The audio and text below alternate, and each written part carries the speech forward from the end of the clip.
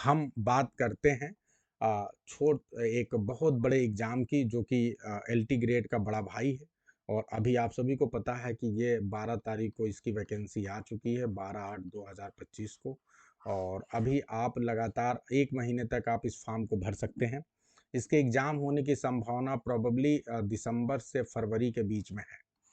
ये एग्ज़ाम कभी भी हो सकता है, इस 3 महीने के दौरान कोई भी टाइम हो सकता है, अभी क्लैरिटी कुछ नहीं है, लेकिन मान के चलिए कि यही टाइम होगा। तो हम अपने आप को प्रोबेबली तैयार करके चलें दिसंबर तक। आप मान के चलिए कि एग्ज़ाम जनवरी में या फरवरी में हो सकता है, तो दिसंबर तक का हमारे पास टाइम है। और अगर इस हिसाब से देखें तो आपके पास आपका अगस्त आधा बचा है, सितंबर, अक्टूबर, नवंबर, दिसंबर। तो हमारे पास लगभग 4 मंथ्स का समय है, ठीक है, प्री के एग्ज़ाम के लिए। अब आप सभी को पता है एलटी ग्रेड भी हम पढ़ रहे हैं, बड़े मन से पढ़ रहे हैं, उसके लिए भी समय लगभग इतना ही है, क्योंकि एलटी ग्रेड का भी एग्ज़ाम दिसंबर या बहुत अगर अर्ली करा लें तो नवंबर में हो सकता है, लेकिन पॉसिबली दिसंबर तक ही उसका भी एग्ज़ाम जाने की रहेगी संभावना। तो अब उसके लिए भी लगभग 4 महीने हैं। हम दोनों एग्ज़ाम को बहुत अच्छे से कर रहे हैं, दोनों के लिए हम मान के चल रहे हैं कि औसतन हमारे पास 4 महीने है। अगर भगवान ने इससे और ज़्यादा समय हमें बढ़ा दिया तो हम और आगे तक पढ़ेंगे, क्योंकि सिलेबस बहुत ज़्यादा है। हम अपने तरीके से आराम से चल रहे हैं। जहाँ हमें थोड़ा भी लगेगा नहीं एग्ज़ाम का डेट आ रहा है या कुछ ऐसा उथल-पुथल मच रही है, तो हम अपनी क्लासेस और लंबी और ज़्यादा कर देंगे। ठीक है?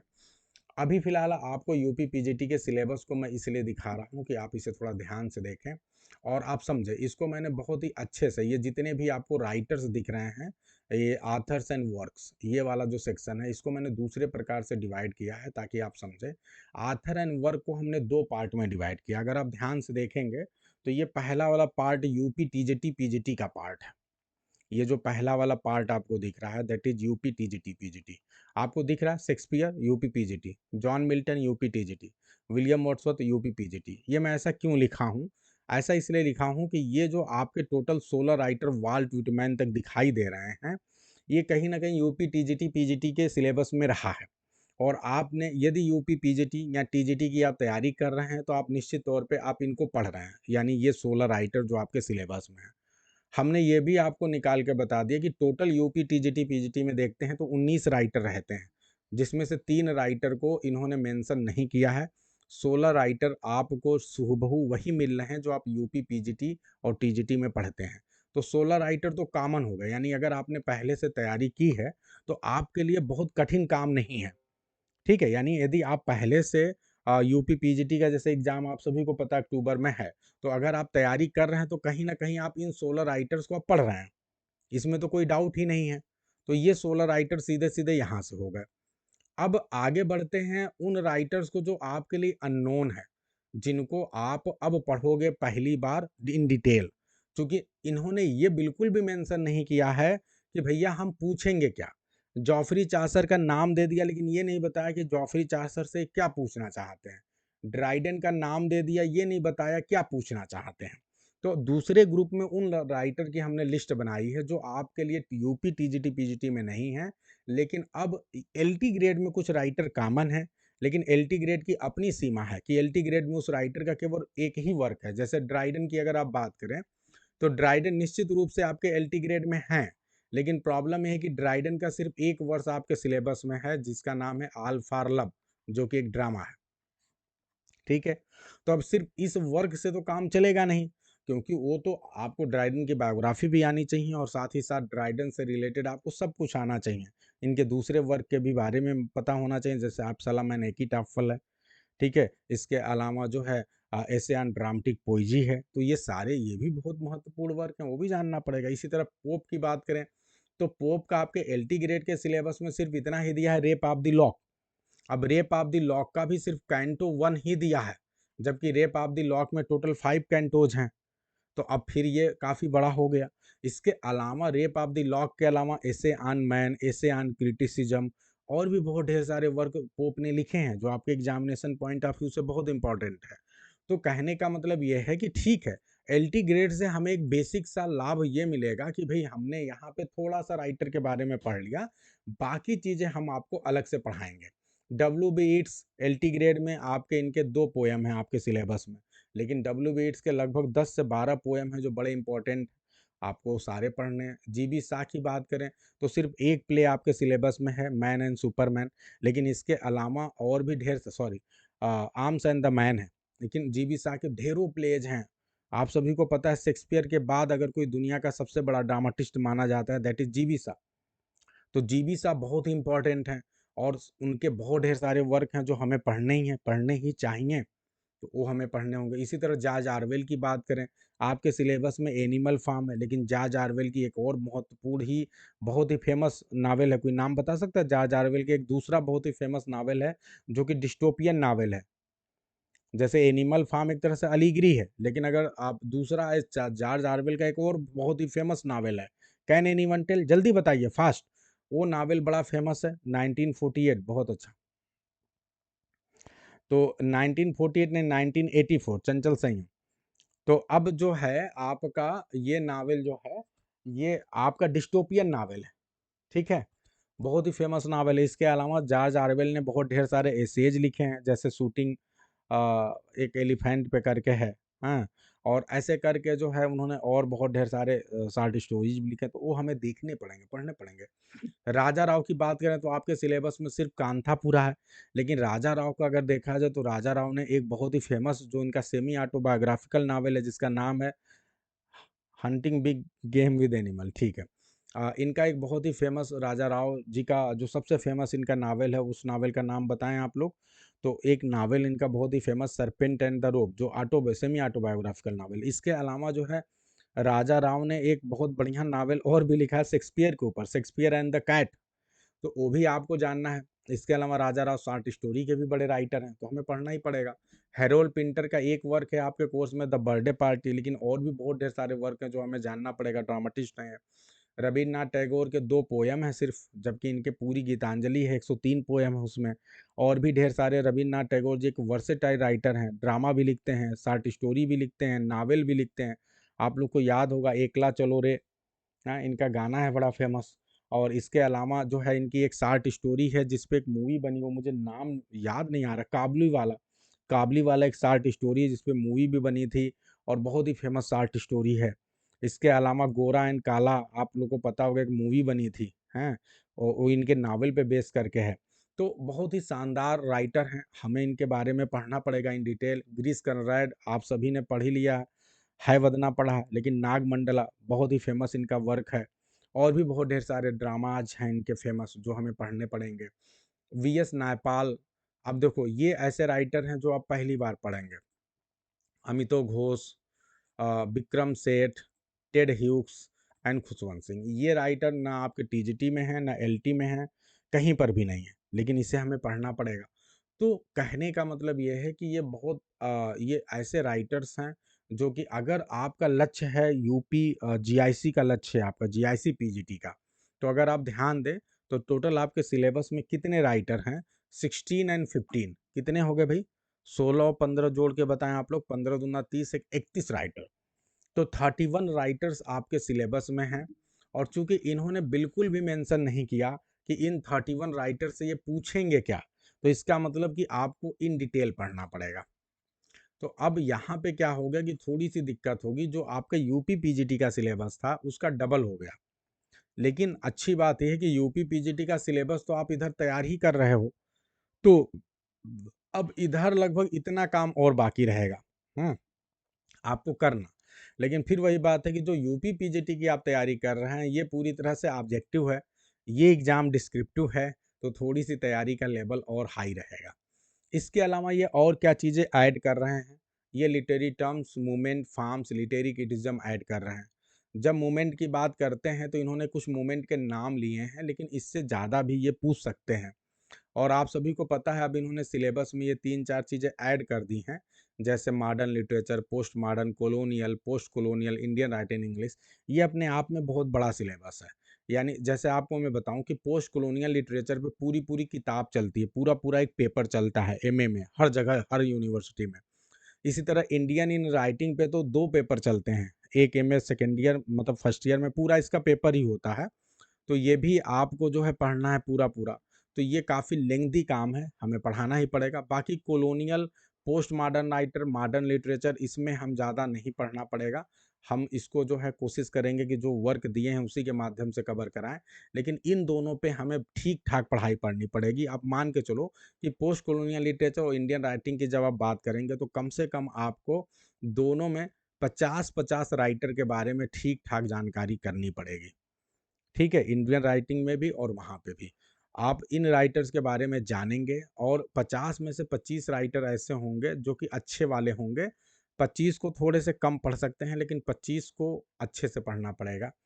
कोई दिक्कत की बात नहीं है, सब कुछ अपने पास है, सारा मटेरियल एवरीथिंग और बहुत ही इंटरेस्टिंग तरीके से हम पढ़ेंगे। एक बात और बता दें कि जब आप अब इस एग्ज़ाम की तैयारी करेंगे तो ये एग्ज़ाम निश्चित तौर पे आपको असिस्टेंट प्रोफ़ेसर के लिए तैयार कर रहा है। तो ये बहुत अच्छी बात है कि एक बार जब आप इस एग्ज़ाम को क्वालिफ़ाई कर लेंगे, अगर आपने जीआईसी क्वालिफ़ाई कर लिया, तो आपका रास्ता पूरी तरह से क्लियर हो जाएगा। असिस्टेंट प्रोफ़ेसर बनने के लिए आप यूजीसी नेट एग्ज़ाम क्वालिफ़ाई कर सकते हैं और फिर उसके बाद आप असिस्टेंट प्रोफ़ेसर बहुत आसानी से बन सकते हैं। आप सभी को बता दें कि असिस्टेंट प्रोफ़ेसर का जो भी एग्ज़ाम होता है, वहाँ पे एक अच्छी बात है कि ऐज बार नहीं होता है। ठीक है? ऐज बार नहीं होता है, यानी इसका मतलब ये हुआ कि एक बार आप पीजीटी एग्ज़ाम क्वालिफ़ाई कर लिए, अगर आपकी ऐज 45 साल भी है, तो भी आप जो है 50 साल की अवस्था में असिस्टेंट प्रोफ़ेसर बनने का दम रखते हैं और आप बन सकते हैं। ये है। तो ये चूँकि सिलेबस आपको एक अच्छी चीज़ के लिए तैयार कर रहा है, ये बहुत अच्छी बात है। लिटरेरी फार्म में इन्होंने केवल 5 चीज़ें दी हैं, अब बताओ ये बेवकूफ़ ही बना रहे हैं, क्या इतने से आपका काम होगा? तो सिंपल सी बात है, ये सिलेबस अधूरा है, इसमें से कुछ भी ये इससे ज़्यादा भी पूछ सकते हैं, ये सिलेबस अधूरा है, तो इसलिए इनके सिलेबस पे यहाँ भरोसा नहीं कर सकते लिटरेरी फार्म वाले सेक्शन पे। आगे बढ़ते हैं और आगे जो सबसे बड़ी चीज़ है वो आपका है क्रिटिसिज्म। ये जो क्रिटिसिज्म का सेक्शन है ये फिर आपके लिए नया है क्योंकि आप क्रिटिसिज्म नहीं पढ़ते हैं, लेकिन यहाँ पे आपको क्रिटिसिज्म पढ़ना पड़ेगा। तो अगर आप यहाँ भी ध्यान दें तो आप ड्राइडन को एज़ अ राइटर आप पहले पढ़ चुके हैं, वर्ड्सवर्थ को एज़ अ राइटर पढ़ चुके हैं, मैथ्यू आर्नल्ड को एज़ अ राइटर पढ़ चुके हैं, टीएस इलियट को एज़ अ राइटर पढ़ चुके हैं। तो अच्छी बात है कि जब आप एज़ अ राइटर पढ़ चुके हैं तो आपको ज़्यादा माथा फोड़ना नहीं पड़ेगा इनको समझने के लिए। यानी आप इनके वर्क को, ड्रामास को पढ़ रहे हैं, तो एक अच्छी दिमाग में एक कुछ तो इस स्केच आ ही चुका है। तो हालाँकि क्रिटिसिज़्म कठिन है, लेकिन जब चूँकि स्केच आ चुका है, तो आप समझ पाएँगे। तो ये ठीक है, लेकिन अरिस्टोटल हो गए, डॉक्टर जॉनसन हो गए, एसटी कॉलरिज हो गए, ये बिल्कुल आपके लिए नए हैं। इनके जो क्रिटिकल वर्क पढ़ना, समझना थोड़ा-सा बड़ा काम होगा, लेकिन फिर भी कराया जाएगा अच्छे से। तो ये आप देख रहे हैं कि आपका सिलेबस है लिटरेचर का बहुत बड़ा सिलेबस है, लेकिन ये सिलेबस आपको तैयार कर रहा है एक बेहतर स्थिति के लिए और ये भी मैं बता दूं कि इतनी अच्छी वैकेंसी आई है। ये वैकेंसी जो आपकी एलटी ग्रेड की जीआईसी की आई है, अब तक की सबसे बेस्ट वैकेंसी आई है क्योंकि यहाँ पे आपको 100 प्लस अगर आप गर्ल्स में देखें तो भी बढ़िया वैकेंसी है और अगर मेल में देखें तो भी अच्छी है। इन्होंने इस बार का ऐसा लॉलीपॉप दिया है कि मेल फीमेल दोनों में वैकेंसी लगभग बराबर टाइप का रखा है और इस वजह से क्या हो रहा है कि अब बच्चे मेल वाले केवल मेल में फॉर्म भरेंगे और फीमेल वाले फीमेल में भरेंगे। यानी यहाँ पे लड़कों को स्पेशली जो मेल हैं उनको फ़ायदा हो रहा है। क्यों? क्योंकि जो मेल हैं उनमें फीमेल वाली बिल्कुल नहीं भरेंगी क्योंकि फीमेल में ठीक-ठाक सीटें उनकी अलग से भी हैं। और अच्छी बात है कि अनरिज़र्व्ड वाली सीटें ज़्यादा हैं, तो फीमेल सोचेंगे मैं उसी में जाऊँ। अगर कोई कैटेगरी का है वो भी सोचेगा अरे बढ़िया है, क्योंकि अगर कैटेगरी में भी कम सीट है तो अनरिज़र्व्ड में तो हमारी सीट है ही। तो इसलिए कैटेगरी वालों को भी बेनिफिट है और अनरिज़र्व्ड वाले जो लोग हैं जनरल कास्ट के उनको भी फ़ायदा है। तो फीमेल एक भी मेल में भरने वाली नहीं है। तो इससे मेल वालों को फ़ायदा है कि फीमेल से कॉम्पिटिशन इनका खत्म हो गया। अब चूँकि महिलाएँ ज़्यादा पढ़ लिख रही हैं, ज़्यादा मेहनती हैं, तो पुरुषों को हर जगह नचा गिरा दे रही हैं। पीछे कर दे रही हैं। तो इसलिए अब मेल बच गए सीधे-सीधे महिलाओं से। अब यहाँ क्या हो गया मेल में मेल की लड़ाई है, फीमेल में फीमेल की लड़ाई है और 15 गुना सीधे-सीधे बुलाया जा रहा है 15। तो इसलिए फ़ायदा ये है कि अब आपकी लड़ाई अपने में ही है, ठीक है? तो बहुत अच्छा है, अगर मान लीजिए कि 100 के आस-पास सीटें हैं आपकी, तो 1500 बच्चों को क्वालीफाई कराया जाएगा प्री। ये बहुत बड़ी बात है। हुँ, तो आप बहुत अच्छी स्थिति में हैं, दोनों जगह पे। तो 3000 बच्चे क्वालीफाई लगभग करने वाले हैं। हाँ, क्या चाहिए आपको बताइए? ठीक है। मुझे कोई सीट बताएगा अगर आप सीट भी देख लें। फीमेल में टोटल 84 है, मेल में कितना है टोटल आरती बताइए? मैंने ग्रुप में आप लोग को शेयर किया था। एलटी ग्रेड में ही शेयर किया था, 1 मिनट। फोटोज, ये है आपका, कहाँ आप देख रहे हैं, पुरुष में 100 सीट्स हैं टोटल, 100 हैं पुरुष में, तो कितने हो गए, यानी यहाँ पे 1500 क्वालिफाई होंगे मेल में, और अगर फीमेल की बात करें तो, अच्छा फीमेल में 84, ठीक है, तो कितने हो गए, 96 लगभग, तब भी जो है आपके जो है 900, लगभग 1000 के आसपास मेल फीमेल में हो जाएंगे, ठीक है। तो अगर आप ध्यान दें तो मेल में टोटल प्री में क्वालिफाई होने वाले कैंडिडेट कितने हैं, 1500, और फीमेल में हैं लगभग 1000 के आसपास, ऐसे मान लो, ठीक है। तो ये बहुत अच्छा समीकरण है, और अब ये समझ लो इससे बड़ी वैकेंसी नहीं हो सकती। आपको मैं बता दूं कि ये सिलेबस ऐसा है कि इस सिलेबस को देखकर लोग डर चुके हैं, डर चुके हैं। अभी तक क्या हो रहा था कि तमाम बच्चे जो है इस एग्जाम में ऐसे लोग आ जा रहे थे जो लोग की नेट क्वाली बीएड नहीं रहते थे, बीएड नहीं रहते थे। अक्सर आप देखिए जो पीएचडी करने वाले हैं, जहाँ अच्छे यूनिवर्सिटी से एमए करने वाले बच्चे हैं, जो कि नेट आसानी से क्वालिफाई हो जाते हैं, अब जब वो नेट हो जाते हैं तो वो फिर बीएड नहीं करते। अब तक क्या था, उनको मौका मिल जाता था जीआईसी में, पीजीटी में एग्जाम देने का, तो उनको लालच लगा हुआ था, हैं। अब वो सब बाहर हो गए इस एग्जाम से, इस एग्जाम से वो ज़्यादातर बाहर हो गए। अब इस एग्जाम में सिर्फ वही बचे जो कि बीएड हैं, तो इस वजह से आपकी लड़ाई थोड़ी सी कम हो गई है, और ये बहुत अच्छा है, ठीक है, बहुत अच्छा आनंद जी। 1280, बहुत अच्छा, आपने एग्जैक्ट मुझे दे दिया। 1280 फीमेल में बता रहे हैं आनंद जी। हम्म, और मेल में 1500 तो एकदम क्लियर है ना, ठीक है। तो अब आप ये बताइए कितना बेहतरीन अवसर है, और आपको बता रहा हूं, आप अपनी वास्तव में सीट मानिए 1500। क्यों मैं बोल रहा हूं 1500, क्योंकि बहुत बच्चे तो आपके शुरू में ही बाहर हो गए। अब आपको पहला स्थान बनाना, अगर आप पुरुष हैं, मेल हैं, तो आप ये सोचिए कि आपको 1500 में एक स्थान बनाना है, समझिए मेरी बात को बहुत अच्छे से।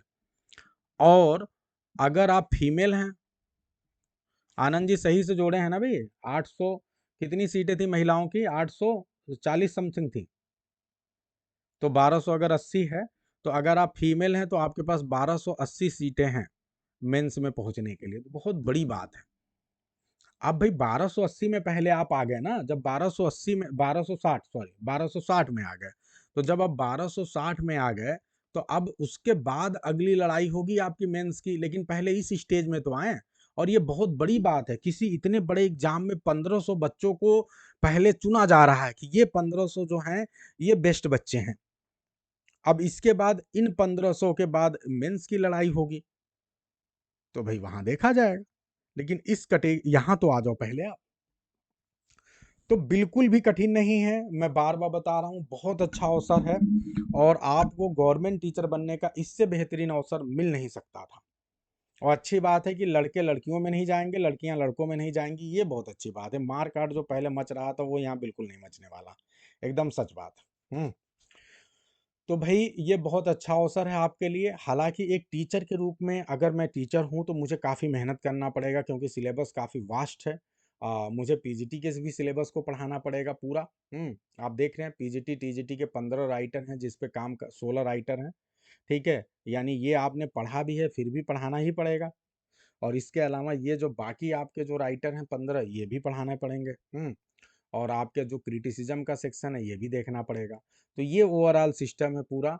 मैं आप सभी को एक छोटा सा अभी क्लियर कर दे रहा हूँ कि ये आपका जो बैच है, ये बैच हम बहुत जल्दी शुरू करने जा रहे हैं। आपका 15 तारीख आज है, 16 कल जन्माष्टमी है, तो प्रोबेबली कल से नहीं, उसके बाद अगला दिन संडे है, प्रोबेबली हम मंडे से ये बैच स्टार्ट कर रहे हैं। कल आप लोग को पंपलेट वगैरह इसका मिल जाएगा। तो ये बैच आपका एकदम स्टार्ट हो रहा है, क्योंकि जो बच्चे निडी हैं वो लगातार बात कर रहे हैं। जैसे हमारे बहुत से ऐसे कैंडिडेट हैं जिनका टीजीटी में ऑलरेडी सिलेक्शन हो चुका है, जैसे पिछली बार अनुपमा है, और कई लोग हैं ढेर सारे जिनका कॉल आया था अभी मुझे। तो they want a batch for this GIC PGT. तो काफ़ी इंटरेस्टेड हैं लोग, और उनको पता है कि सर के मार्गदर्शन में हमने पिछली नौकरी ली है, तो ये भी नौकरी हम ले लेंगे। तो बिल्कुल हो सकता है, लेकिन बहुत मेहनत टीचर की तरफ से होगा और ये भी सच है कि सब जानते हैं कि सारे टीचर इतना मेहनत नहीं कर पाएँगे। तो अब यहाँ पे